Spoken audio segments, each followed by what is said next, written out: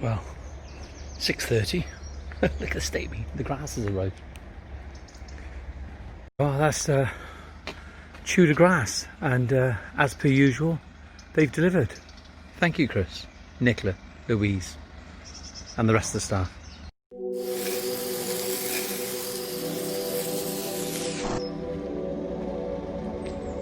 The hired out. Stuart, innit? Yeah. Right.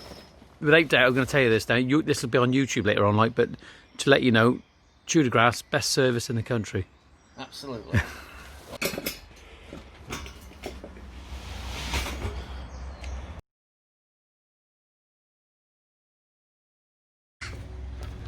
Well, we got 6:10 to get in now.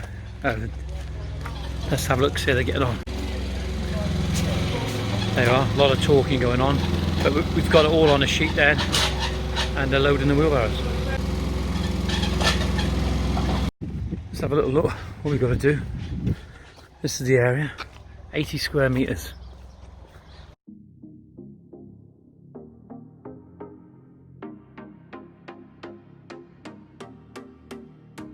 We drove as far as we could to ignore what's around, ignore all expectations, even when we should hold out to what's behind and see what will come.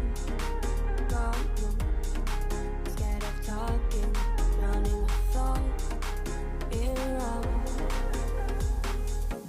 Cigarette smoke still clouds this fleeting hideout, drowning in sleep and pride and terrified.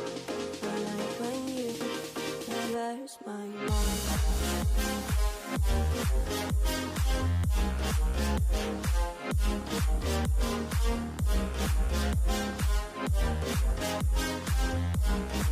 Well, fallen a little bit short. I was thinking it was going to be a better bag.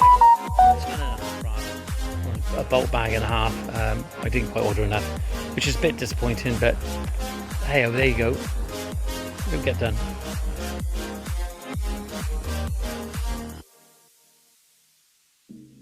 What I've seen is enough, and I'm scared to do too much. Left with my problems, even when I should look up to what's behind and see what will come. But no, I bite my tongue. Morning, Johnny Boy here. This is what we call client's crap. Not verbally crap, and I don't mean to say this as a derogatory term, using the word crap, but what happens is that when you finish a job, you've allowed for a skip on the job, and you've loaded it all, and inevitably there's always something the client says to you, can you just put this in the skip for me? And you say, that's all right, just chuck it in the back of the van, because there's no room on the skip. And you end up chucking it in the back of the van, and it builds up.